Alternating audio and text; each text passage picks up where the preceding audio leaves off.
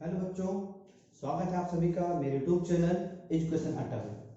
तो आज हम पढ़ेंगे क्लास 9 का लेसन 5 जो कि हमारा है इंट्रोडक्शन टू यूक्लिड ज्योमेट्री। तो आज हम इसकी बात करेंगे। तो यहाँ पे हमारा जो वर्ड ज्योमेट्री है इसका मतलब होता है अर्थ का मेजरमेंट। ये आपका दो वर्ड से मिलकर बना हुआ है। एक आपका वर्ड होता है जियो जिसका मतलब होता है अर्थ, और दूसरा हमारा वर्ड होता है मेट्रन जिसका मतलब होता है मेजरमेंट। यानी जो हमारा ज्योमेट्री है इसका जो सही से अगर मतलब निकाला जाए तो इसका मतलब होता है अर्थ का मेजरमेंट।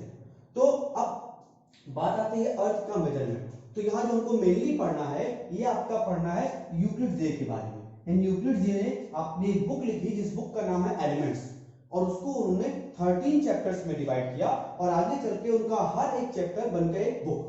तो उन्होंने अपनी उस बुक में कुछ एक्सियम्स दिए, कुछ डेफिनेशन दी, कुछ पोस्टुलेट दिए।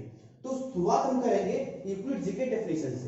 तो जो डेफिनेशन उन्होंने दी, ये जो डेफिनेशन थी ये काफी इंपॉर्टेंट है, ये आपने छोटी क्लास में पढ़ा हुआ है। तो इनकी जो पहली डेफिनेशन थी वो आपकी थी a point is that which has no part. यानी पॉइंट जो हमारा है उसके पास कोई पार्ट नहीं होता है। समझे कैसे रखते हैं डॉट। तो जो डॉट हो गया ये हमारा एक बन गया पॉइंट।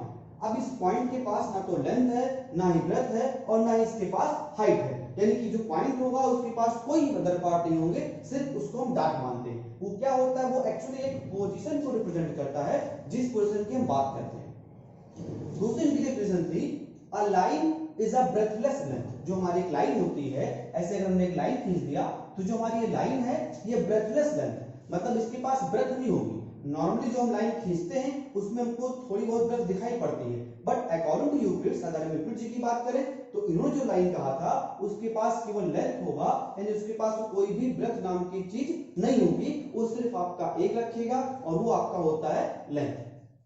अगली इनकी डेफिनेशन थी the ends of a line are points. यानी आपकी जो लाइन होती है उसके जो एंड होते हैं, यानी जहां पे आपकी लाइन एंड होती है वो एंड पे हमेशा क्या होगा, वो पॉइंट्स होंगे। यानी जो आपकी लाइन है उसके जो लास्ट में जहां पे लाइन आपकी खत्म होती है उधर आपके जो दोनों कॉर्नर पे जो होंगे उनको हम बोलेंगे पॉइंट्स, यानी वो आपके बन जाते हैं एंड पॉइंट्स। चौथी इनकी डेफिनेशन थी a straight line is a line which lies evenly with the points itself. मतलब स्ट्रेट लाइन कौन सी होगी, जो उसी पॉइंट, सारे पॉइंट्स अगर इक्वल दूरी पे हैं और वो इवनली बराबर सतह पे हैं तभी आपको स्ट्रेट लाइन बन पाएगी। यानी अगर आपकी लाइन जो है, हमारे पॉइंट्स आपके इवनली नहीं है, ऊपर नीचे हैं, तो आपकी लाइन क्या होगी, स्ट्रेट नहीं बनेगी। तो स्ट्रेट लाइन कब बनेगी, जब सारे पॉइंट्स इवनली, मतलब एक ही आपकी स्ट्रेट लाइन में है और वो इक्वल दूरी पे एग्जिस्ट कर रहे हैं। पांचवा इनका पॉइंट था कि a surface is that which has length and breadth only। जैसे आपके सामने आपका व्हाइट बोर्ड बना हुआ है, तो इस व्हाइट बोर्ड में क्या है, आपकी लेंथ है और ब्रेडथ है। तो उन्होंने कहा कि सरफेस केवल वही होगा जिसमें केवल लेंथ हो और ब्रेडथ हो, मतलब उसमें हाइट आपकी नहीं होगी। इस बात का आपको ध्यान रखना है। अगर हाइट आ गई तो आपका सरफेस वो नहीं रह जाएगा। सरफेस में क्या होगा, सिर्फ और सिर्फ आपकी लेंथ होगी और ब्रेडथ होगी। फिर इनका अगला पॉइंट था The edges of a surface are lines। अब जो आप देख रहे हैं भाई आपका सरफेस है तो उसके एज क्या है, लाइन। ये भी आपकी लाइन है, ये भी आपकी एक लाइन बन जाएगी, ये भी आपका लाइन बन जाएगा। तो जो सरफेस के एज होते हैं वो एक्चुअली एक लाइन होते हैं। अब बात आएगी एज कहां से आएगा, तो आपने पढ़ा हुआ 3D फिगर में जहां पे दो फेस मिल रहे होते हैं उसको हम एज बोलते हैं। तो यहाँ पे आपका भैया एक ही सरफेस है, तो जो आपके लाइंस हैं वही क्या बन जाएगा, यहाँ पे एज का काम करेगा। अगला हमारा पॉइंट आता है A plane surface is surface which lies evenly with the straight lines on itself। अब यहाँ भी मैं आपको बात आ गई कि जो आपका पॉइंट था लाइन वाले में कि प्लेन सरफेस कब होगा, जब वो अपने लाइन से इवन दूरी यानी बराबर दूरी पे है। आप देखिए भैया यहाँ पे जो आपके एक आपका ये हो गया, एक आपकी लेना होगी, तो इतनी दूरी आपका यहाँ पर है, उतनी दूरी आपका यहाँ पर भी होगा। यानी आपके जो पॉइंट्स हो क्या होंगे, वो इवनली होगी, मतलब आपका एकदम फ्लैट सरफेस होगा, वो आपका बन जाएगा सरफेस। तो ये हमारे थे यूक्लिड जी की डेफिनेशन जो उन्होंने दी। ये जो आपकी डेफिनेशन है इसका हम बहुत सारा यूज करते हैं, और मेन बात है कि हमको इनका कोई प्रूफ नहीं चाहिए, मतलब विदाउट प्रूफ आपकी क्या है, ये आपकी एक्सेप्टेबल है, इनको हम एक्सेप्ट करते हैं, हमें इनका कहीं प्रूफ नहीं करना है। अब फिर बात आएगी कि यूक्लिड जी के कुछ हमारे पास एक्सियम्स हैं और कुछ हमारे पास पोस्टुलेट्स। तो पहली बात आती है कि एक्सियम्स और पोस्टुलेट में डिफरेंस क्या है। देखो भैया एक्सियम्स एक आपकी हो जाएगी एक्सियम्स और दूसरा आपका हो जाएगा पोस्टुलेट। तो दोनों में डिफरेंस सिर्फ इतना है कि जो हमारे एक्सियम्स हैं, आप ये मान लें कि एक्सियम्स जो होते हैं वो आपके होते हैं ऐसे पॉइंट्स या ऐसे आप मान सकते हैं डेफिनेशंस जिनको हम प्रूफ नहीं करते। यानी इनको हमें प्रूफ नहीं करना है, विदाउट प्रूफ ही ये सही है। अब कैसे? जैसे भैया मान लेते हैं आपने कहा कि आपका जो सन है वो ईस्ट में निकलता है, तो भाई इसको प्रूफ तो आपको नहीं करना है, आपका पहले से हो रहा है। फिर आप कहें कि आपका वेस्ट में सेट करता है, ये भी आपका प्रूफ है, तो ऑलरेडी प्रूफ है, यानी आप मान सकते हैं कि वो यूनिवर्सल ट्रुथ है। मतलब उसमें आपको प्रूफ ना करके वो जैसे हैं वैसे उनका हम यूज कर सकते हैं, हमको उनका कोई प्रूफ नहीं करना है। बिना प्रूफ के ही वो एक आपका स्टेटमेंट बन जाएंगे, जिनको हम आगे बहुत सारे जगहों पर क्वेश्चंस में यूज करते हैं, और वहां पे हमको प्रूफ भी नहीं करना। मतलब अगर हमने कहा कि यूक्लिड जी की एक्सियम है तो एक्सियम है, हमें उसका प्रूफ नहीं देना है, वो बिना प्रूफ के ही आपका सच माना जाएगा। तो उन्होंने पहली जो एक्सियम दी, इनकी पहली एक्सियम थी things which are equal to the same thing are equal to each other. उनकी पहली एक्सियम थी, इनकी पहले उन्होंने कहा कि जो थिंग्स अगर आप कोई दो चीजें ले रहे हैं, अगर वो दो किसी अदर चीजों के इक्वल हैं तो आपस में भी इक्वल होगी। इसको हम समझ लेते हैं। देखिए जैसे उन्होंने पहला एक्सियम कहा कि things which are equal to same thing are equal to each other. जैसे हम मान लेते हैं कि x आपका a के इक्वल है और y भी आपका a के इक्वल है, तो भाई सिंपल सी बात है, जब इनका राइट हैंड साइड बराबर है तो लेफ्ट हैंड साइड क्या हो जाएगा, x इक्वल टू y। यानी यहाँ पे आप देखिए दो चीजें हैं जो दोनों किसी सेम चीज के इक्वल है। बात समझिएगा, यहाँ पे दो चीजें हैं और दोनों क्या है, सेम थिंग के इक्वल हैं। तो जब ऐसा केस बनेगा कि things which are equal to same thing are equal to each other, इसको हमको प्रूफ नहीं करना, ये पहले से आपका वेरीफाइड है। इनकी दूसरी एक्सियम थी कि if equals are added to equal then the whole are equal. मतलब अगर आपके पास दो चीजें हैं, जैसे मान लिया आपके पास दो नंबर्स हैं a और b, अब a और b ना लेके और नंबर है तो मान हमने 4 ले लिया, 4 इक्वल टू 4 हमारे पास है। अब इसमें कहा गया equals are added to equals, तो हमारे पहले से इक्वल है। अब इसमें आप अगर इक्वल इक्वल चीजें ऐड कर दें तो हम ऐड कर दे रहे हैं, तो हमको मिल जाएगा 7 इक्वल टू 7, ये भी आपका बराबर है। तो वही यूक्लिड जी ने कहा कि if equals are added to equal then the whole are equal, यानी अगर आप इक्वल चीजों में इक्वल चीजें ऐड कर रहे हो तो जो हमको मिलेगा हमारा होल वो भी क्या होगा, आपका इक्वल होगा। ये भी आपका वेरीफाई हो गया।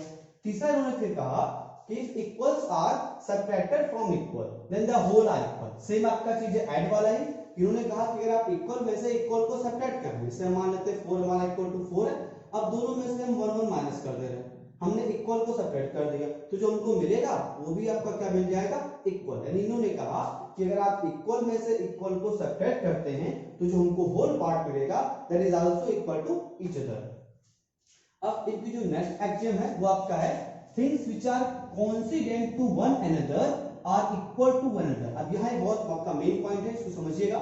इन्होंने कहा कि थिंग्स विच आर कॉन्सिडेंट, मतलब दो चीजें अगर आपने दो लाइन लिया और वो एक दूसरे पर कॉन्सिडेंट है, मतलब ओवरलैप कर रहे हैं। जैसे आप उसको समझने के लिए अपने हाथ की बात कर रहे हो, देखो आपके हाथ है, अब आपको इसको ऐसे आपने किया तो क्या क्या आपका कॉन्सिडेंट है, मतलब ओवरलैप कर गया। तो ये तभी पॉसिबल है जब आपका हाथ इक्वल हो। अब आप किसी दूसरे का हाथ लेके आओ तो इक्वल नहीं बैठेगा, आपने उसको ऐसे उल्टा कर दिया तब इक्वल नहीं बैठेगा।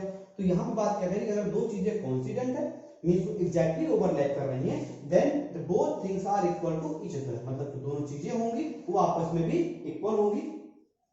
अगला इनका एक्सियम था whole is greater than the part. ये सबसे आसान सा एक्सियम इनका है होल। होल मतलब पूरा, आपने पूरा सेब ले लिया, मान लो आपके पापा जी एक सेब लेके आए, अब आपने सेब ले लिया। अब सपोज करिए कि आप 3 भाई हैं, 3 लोग आपके घर में, भाई बहन जो भी हैं सब अच्छे हैं, 3 लोग हैं मान लिया। अब भैया हो सकता है वो 2 सेब लेके आए, जो छोटा वाला होता है उसको सभी लोग ख्याल रखते हैं, तो छोटे वाले को पूरा सेब दे दिया गया और आप 2 लोगों को क्या किया गया, आधा आधा किया गया। तो आधा आधा किया गया मतलब क्या हो गया, वो आपका हो गया पार्ट, और जो इसको होल मिला पूरा मिला वो क्या हो गया, पूरा हो गया। अब सिंपल सी बात है भैया, आपको आधा आधा मिला हुआ है तो वो छोटे वाले से बड़ा होगा, सॉरी ज्यादा होगा, छोटे वाले के पास क्या होगा, ज्यादा मिलेगा, और आपका मिलेगा कम मिलेगा। तो वही उन्होंने कहा कि आपका जो होल है, होल हमेशा पार्ट से बड़ा होगा। जैसे मान लिया आपने एक और एग्जांपल लेते हैं, नंबर की बात कर लेते हैं। हमने नंबर 10 ले ली और इसको हमने 5 पार्ट में किया, हमने इसको 5 बराबर पार्ट्स में कर दिया, तो सिंपल सी बात है आपका क्या है, ये पार्ट ये क्या होगा, इससे छोटा होगा, ये भी इससे छोटा होगा, ये भी इससे क्या होगा, छोटा होगा। तो यही उन्होंने कहा कि आपका जो होल है वो हमेशा पार्ट से छोटा होगा, तो इसको आप ध्यान रखेंगे, आगे हम इसका यूज भी करेंगे कई जगहों पे। अगला इनका एग्जांपल था things which are double of the same things are equal to one another. उन्होंने कहा कि थिंग्स व्हिच आर डबल, मतलब कोई दो चीजें हैं जो किसी सेम चीज का डबल है तो आपस में भी इक्वल होंगी। कैसे, इसको भी देख लेते हैं। देखिए इससे मान लिया आप एक नंबर ले लेते हैं, आपने लिया x, अब x आपने लिया हुआ, अब अगर कोई नंबर हम लेते हैं 2y, तो हमने y का क्या किया, आपका डबल कर दिया, यानी जो आपका y है वो क्या है 2x के बराबर है, y आपका 2x के बराबर है, और आपने z ले लिया, ये भी क्या है आपका 2x के बराबर है। तो अब आप देखो हमने इसको डबल किया है, डबल के बराबर है, तो ये भी क्या हो जाएंगे, बराबर हो जाएंगे। यानी कोई भी दो चीजें जो किसी सेम थिंग का डबल है, जैसे आपका देखिए y भी इसका डबल है और z भी इसका डबल है, तो सिंपल सी बात है y भी क्या होगा z के बराबर हो जाएगा। जैसे आप और एक कोई नंबर ले लो भैया, हमने मान लिया आपका 10, तो 10 क्या आपका है 5 का डबल है। अब इसमें आपके नंबर है तो भी आपको और लेना पड़ेगा, 10 आप ले लो 2 into 5, तो डबल आपका बात आ गई, तो 10 आपका 10 के क्या होगा बराबर हो जाएगा। चलिए, तो हमने यूक्लिड जी के एक्सियम के बारे में पढ़ लिया। अब हम बात करते हैं यूक्लिड जी के पोस्टुलेट्स के बारे में। तो देखिए पहले तो हम ये जान लें कि एक्सियम और पोस्टुलेट में डिफरेंस क्या है, एक्सियम एंड पोस्टुलेट में डिफरेंस क्या है। मैं आपको पहले बता चुका हूँ, एक्सियम हमारी वो होती हैं जिनको हमको वेरीफाई नहीं करना होता, मतलब वो विदाउट प्रूफ भी क्या मानी जाती हैं, सही मानी जाती हैं। और जो हमारे पोस्टुलेट होते हैं इनको भी हम लगभग उसी तरह से यूज करते हैं, यानी इनको भी हमको ज्यादा आपका वेरीफाई नहीं करना पड़ता है, लेकिन हमें इसका कुछ ना कुछ प्रूफ आपको देना पड़ेगा। अब आपकी जो लास्ट में हमको मिलेगी थ्योरम्स, थ्योरम्स में हमको प्रूफ देना मस्ट होता है, तभी जाके उनको हम यूज कर पाते हैं। तो हम बात करते हैं यूक्लिड जी के पोस्टुलेट्स की।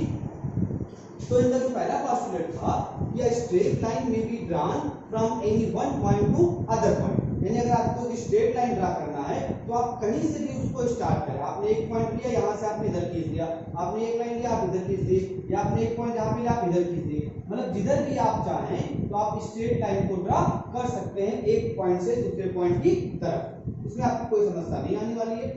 दूसरा इनका जो पोस्टुलेट था, अ टर्मिनेटेड लाइन में बी प्रोड्यूस्ड इनडेफिनिटली, ये आपका बहुत ज्यादा इंपॉर्टेंट पॉइंट है, इसका हम बार बार यूज करने वाले हैं। कैसे, इसमें कहा कि मान लीजिए आपके पास दो एक टर्मिनेटेड लाइन ए बी, तो उसको हम दोनों साइड में जितना चाहें अपनी रिक्वायरमेंट के अकॉर्डिंग आगे प्रोड्यूस कर सकते हैं। वैसे आपकी कोई लाइन पी क्यू है तो उसको भी हम अपने रिक्वायरमेंट के अकॉर्डिंग आगे उसको हम प्रोड्यूस कर सकते हैं। आपको क्लास 9 में आपको मिलेंगे चैप्टर 6, 7, 8, 9 और 10, ये आपका होता है लाइन्स एंड एंगल्स, ये आपका होगा ट्राइंगल्स, ये होगा आपका क्वाड्रिलेटरल्स, ये होगा area parallelogram and triangles, and the 10th one is circle.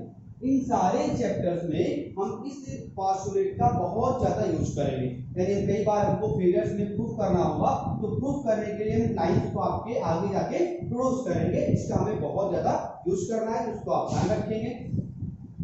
आगे बढ़ते हैं, इनका जो नेक्स्ट पोस्टुलेट था, अ circle can be drawn with any centre and any radius, यानी आपको अगर सर्किल ड्रा करना है तो आप कोई भी सेंटर लेके और किसी भी रेडियस के सर्किल को आप ड्रा कर सकते हैं। ऐसा कोई फिक्स नहीं है कि आप इतने सेंटीमीटर का रेडियस लेंगे और यहाँ पे सेंटर लेंगे तभी सर्किल बनेगा, ऐसा कोई बाउंडेशन नहीं है। आपको अगर सर्किल ड्रा करना है तो आप कहीं भी सेंटर मान लीजिए और उसकी किसकी जितना आपकी इच्छा हो, आप सेंटीमीटर, मीटर, किलोमीटर जितना आपकी रिक्वायरमेंट है उसको मान के आप सर्किल को ड्रा कर सकते हैं, इसमें कोई बाउंडेशन नहीं है। फिर इनका नेक्स्ट पोस्टुलेट था, ये आपका काफी इंपॉर्टेंट है, all right angles are equal to each other. इन्होंने क्या कहा कि हमारे जो राइट एंगल्स हैं वो आपस में बराबर होते हैं। अब भैया बराबर होते हैं कैसे भाई, तो सिंपल सी बात, पहली बात तो हम अगर बात कर ले राइट एंगल की, तो राइट एंगल क्या होगा, ये आपका होता है 90। अब जब 90 भैया तो सारे राइट एंगल क्या होंगे, सिंपल सी बात है वो आपके 90 के ही होंगे, और जब 90 के होंगे तो आपके बराबर हो गए होंगे, इसमें कोई समस्या आपकी नहीं है। यानी कि अगर आपका राइट एंगल है तो वो जितने भी राइट एंगल हो वो हमेशा आपके बराबर ही होंगे। अब इनकी जो लास्ट एक्सियम है, सॉरी पोस्टुलेट है, ये काफी इंपॉर्टेंट है, इसमें हम आगे आपने जो हमारा चैप्टर 6 आएगा वहां पे इसका हम बहुत यूज करेंगे। जैसे इन्होंने जो कहा कि आपके पास हमने ऐसे कोई दो लाइन ली, इन्होंने कहा straight line falling on two straight lines, हमने एक स्ट्रेट लाइन लिया, ये आपका मान लिया हमने एक स्ट्रेट लाइन है, और ये दूसरी, यानी एक हमने L मान लिया, M मान लिया और L मान लिया। L आपकी जो स्ट्रेट लाइन है वो M और N दोनों स्ट्रेट लाइन पे फॉल करती है, यहां तक हो गई। Then the interior angles on the same side is taken together less than the two right angles. तो आप देखिए ये दो राइट एंगल लिया तो ये आपका राइट एंगल से एक तरफ कम होगा, इससे ज्यादा होगा। Then the two line straight lines if produced indefinitely meets on that side on which the sum of angles is less than 180। इसको आप आसान भाषा में, इन्होंने कहा कि अगर हमने ऐसे कोई दो लाइन लिया उस पे हमने तीसरी लाइन ड्रा की, और आपके इंटीरियर एंगल बन रहे हैं, आप सभी जानते हो। यहाँ पे आप ध्यान से देखें तो आपको दिख रहा है कि जो आपके इंटीरियर एंगल बन रहे हैं उनकी बात करें। अब इधर का आप सम करो, इधर का आप सम करो।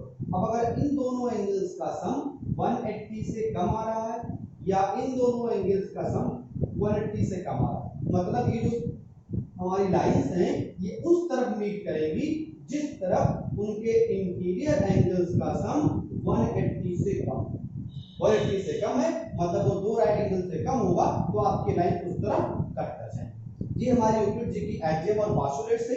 अगले वीडियो में हम बात करेंगे एक्सरसाइज 5.1 की और जो आपका रिमेनिंग पार्ट होगा।